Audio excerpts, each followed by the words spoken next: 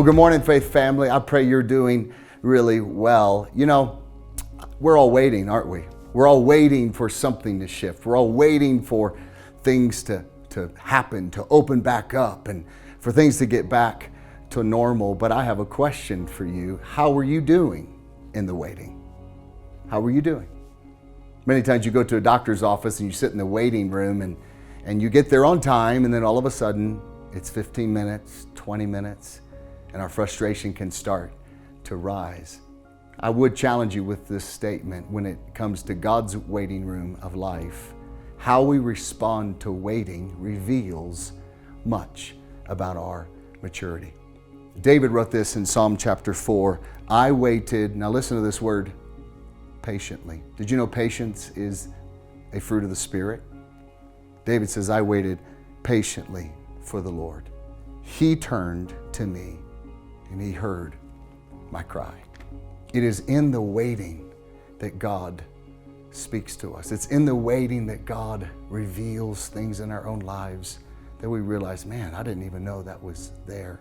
It's in the waiting, actually, that God reveals how much we trust Him, that He's in control or not. And so much so, just as patience in the waiting reveals our maturity, impatience in the waiting reveals areas of our lives that are immature.